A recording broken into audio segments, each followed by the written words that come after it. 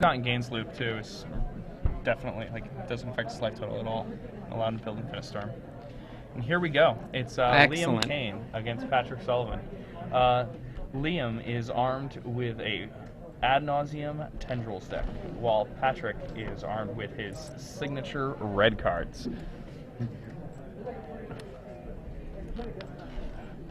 I'm a big fan of Liam's deck choice. Always a fan of people playing Storm in these events. I think combo is awesome, and I think Storm is probably the most powerful thing you can be doing in Legacy. So, all right, it looks like Liam is mulliganing. It's interesting because the old Tep decks and Extended used to mulligan very poorly, but Storm decks in Legacy actually mulligan decently well as long as he doesn't have a discard spell in his opening hand. And Patrick there with relaxed, waiting for his opponent to just get the shuffling done so we can play. Yeah, he just wants to fight. He wants to cast a Figure of Destiny or a Goblin Guide.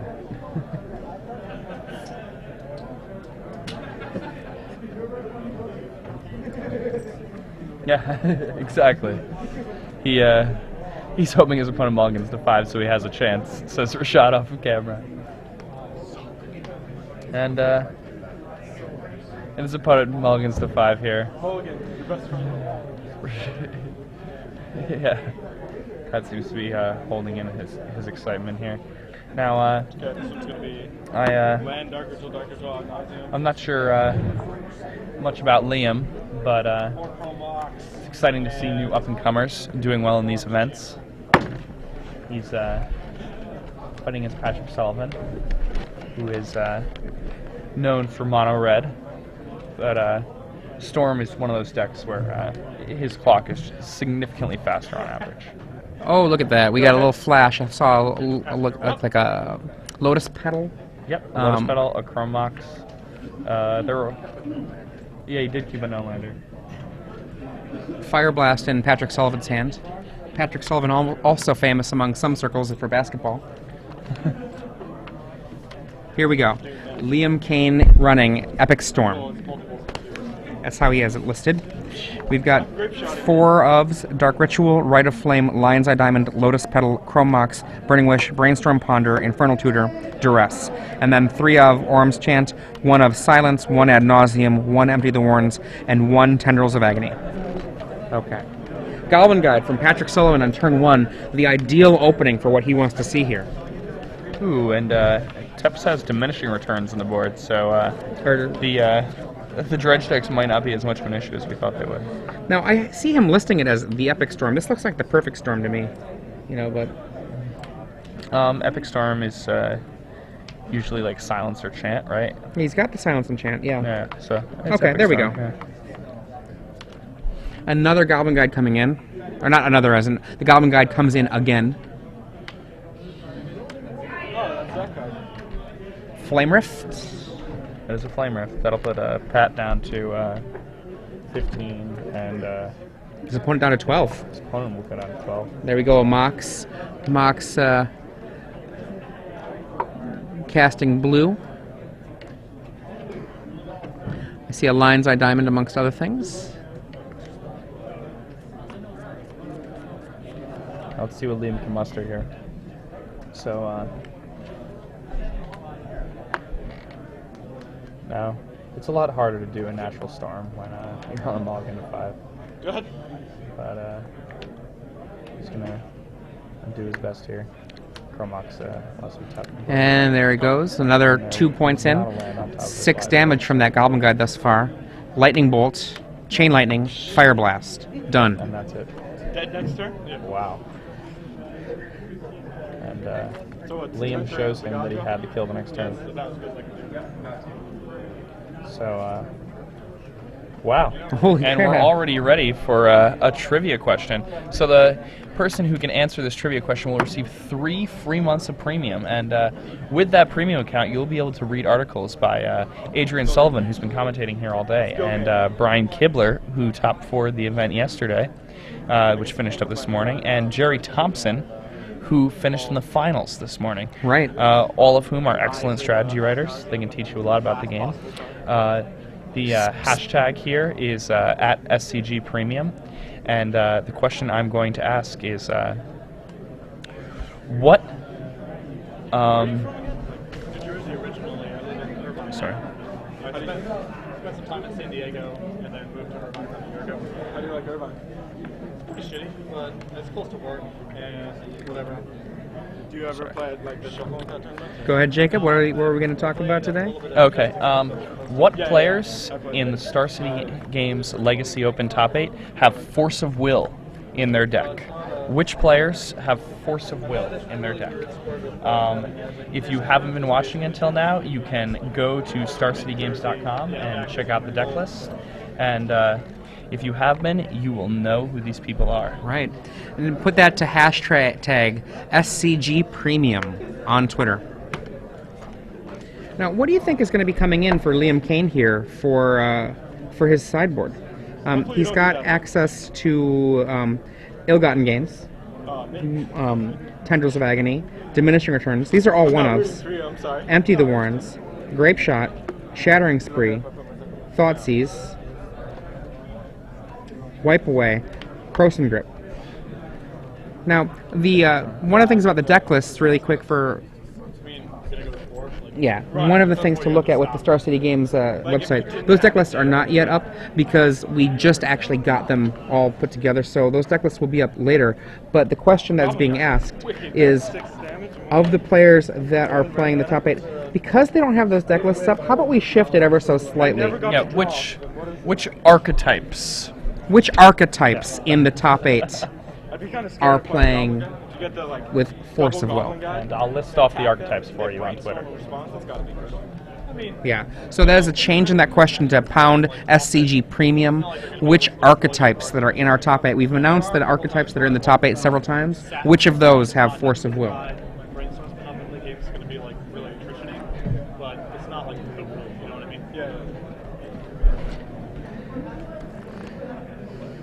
Game attrition-y? So, a double mulligan from Liam, pretty rough for him in order to try to get something going. His deck relies on having cards in hand in order to go off. Patrick Sullivan, on the other hand, has the opening turn 1 Goblin Guide, which just came in turn after turn until the final turn, where it was burn, burn, burn, and Fire Blast for the win. No, none of my opponents got to resolve those. I'd rather lose than have them cast that card counter. Touche. You gotta have your principles. Yeah. I'm like that with Force of Will. Okay, shuffling up here still. Patrick Sullivan with a smile on his face there from that first game win. And Liam Kane hoping to get less in the way of mulligans. Like I said before, a really rough blow to him to not have the ability to have those cards. So, what do we think is going to be boarded in here for Liam? I mean, Tendrils seems like a possibility. No, he needs to leave that on the board for his Burning Wishes. Yeah, okay, fair enough, fair enough. It's so hard to board this. His, I think he might take out an ad nauseum, but he might just keep it in so he can turn 1.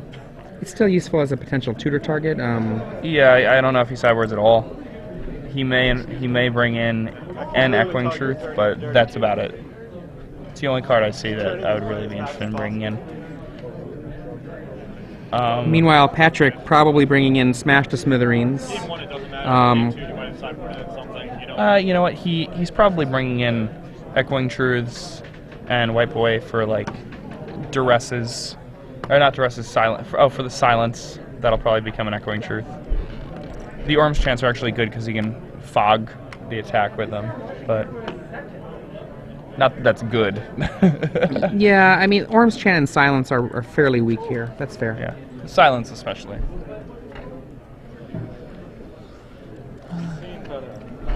Orm's Chant at least has some value,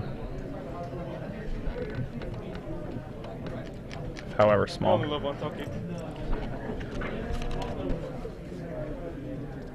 Alright. Pat's mulliganing down and Liam pumps the fist.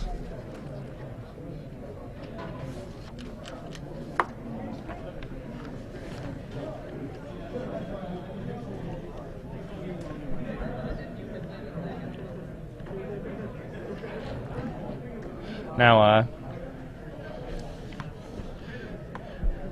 Liam's list looks very similar to AJ Carrigan's list, which he played at the.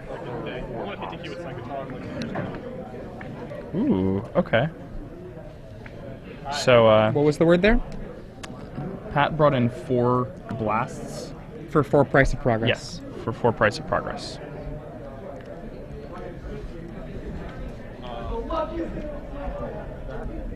So on turn 1, Liam cast a Duress and nabs a Pyroblast from Pat's hand.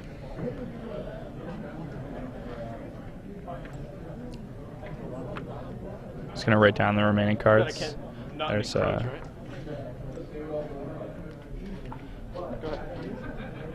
good amount of burn. Pat cracks a Wooded Foothills, goes down to 19, grabs a mountain, and he's going to be casting a spell.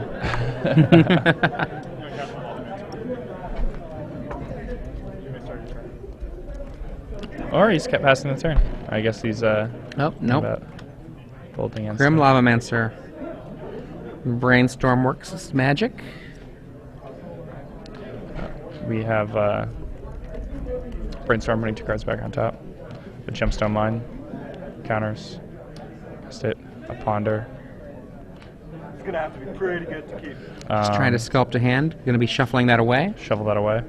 He actually saw the silence there, so he did not bring that in. Or did not bring in the Echoing Truth over the silence.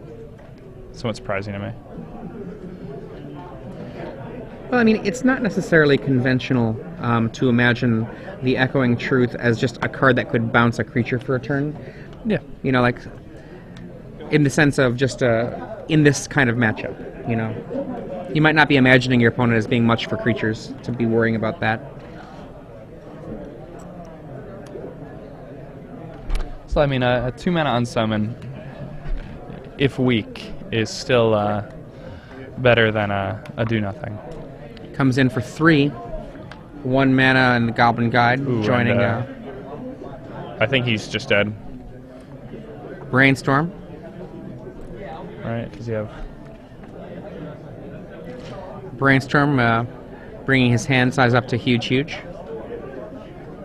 2 cards have to go back. Lotus Petal. Dark Ritual. Ill-Gotten Gains, it looks like. Rite of Flame. Oh, is that Rite of Flame? Okay. Thank you. A quick count puts the storm at 7. Or is it the mana? The mana count is at 5 and 2. My bad. And Storm 1, counts in the 2, pink dice. 3, 4. Yep, there we go. The pink dice got the storm, so 5 black. Is that in a tutor? Yep, that is an Infernal tutor. And he is Hellbent, it looks like. Yes, he is Hellbent. Pat only has 1 mountain. He doesn't even have to be afraid of Fire Blast. He can just kill with an Ad Nauseam right now if he wants to.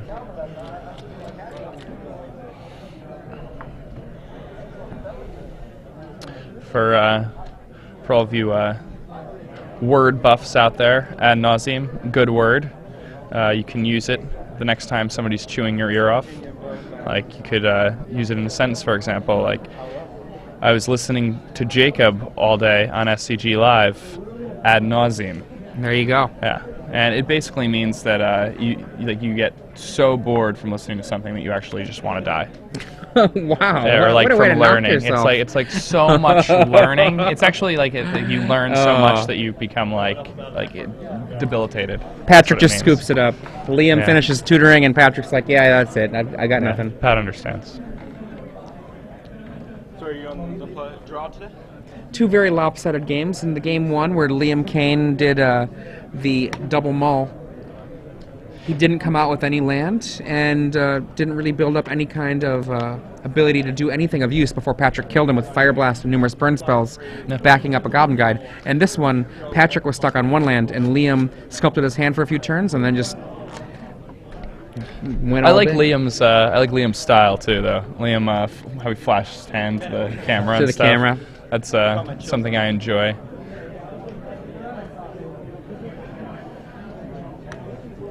Don't own a single chip. I'm a sucker for a Storm player, though. You know, it's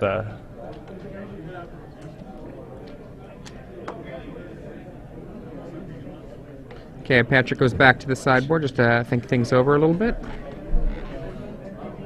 I wonder if he's going to think about bringing in some extra blasts. Too highly interactive game. Part of the problem with going with a smash to smithereens plan is that while it can really disrupt a Lion's Eye Diamond by doing it at the wrong time, in terms of like the Lion's Eye Diamond interactions with cards like Oh, well, you're definitely not Brainstorm bringing it in here. or Burning Wish, you know, like it's just so often they put all of it on the table and then use it right away and use it in a way that you don't get an opportunity. Yeah, I mean, you cannot bring in Smash Smithereens here. Yeah. It's just not good. Like, he's only going to use the things on the turn that he goes off. Only interactive game I've played. It's not a deck like Painter where he has to like put them Right. into play and then leave them there and things like that. I just flip Crossing Grip and It's also not like he's Yeah, fighting no through like zeros. Got a blooms bunch where of he can mana. like kill turn or upkeep and things Crossing like Grip that. is balanced. Tendrils, but The Lion's Eye Diamonds are dangerously close to Lotuses the way Liam's deck is configured. yeah, round one was pretty nutty.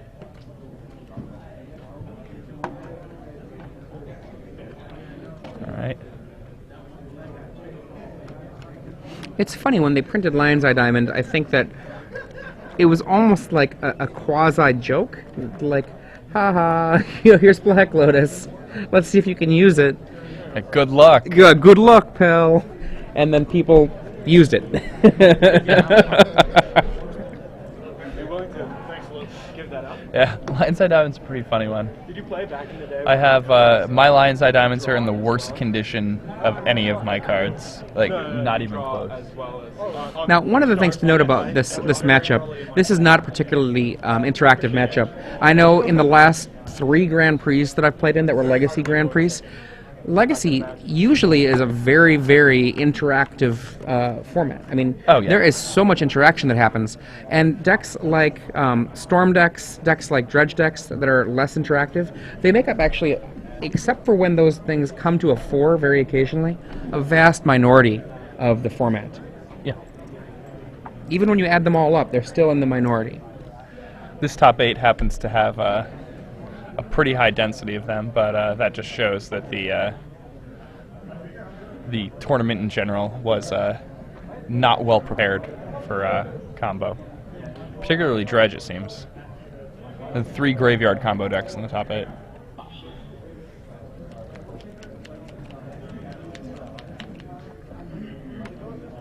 Oh, I'm hoping for a Goblin Guide here. Alright, Pat's going to crack a fetch, find him out, and cast a spell.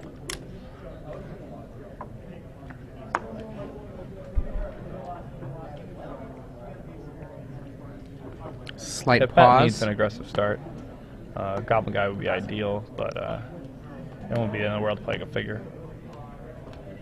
There it It's a is. Goblin Guide. Goblin Guide reveals a Lion's Eye Diamond.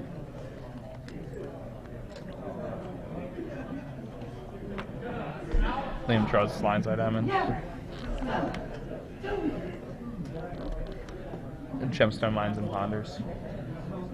Patrick Sullivan offering up a die. Liam declines. He's got his own. I've got my own dice. Alright. we both have me at 18. Now,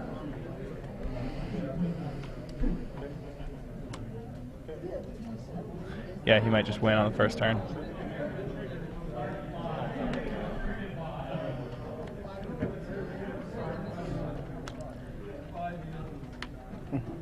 Break for black. That's normal. 1, 2, 3, 4, 5, 6, 7. Ugh. Yeah. And that'll do it. Yeah. That's just like the pure power of the deck, I mean. There it is. Oh, there we And go. that's There we go. And, The turn one. well, that's really exciting. Liam Kane just turn 1 to Patrick Sullivan. That just happened. Yeah, Rashad on the sidelines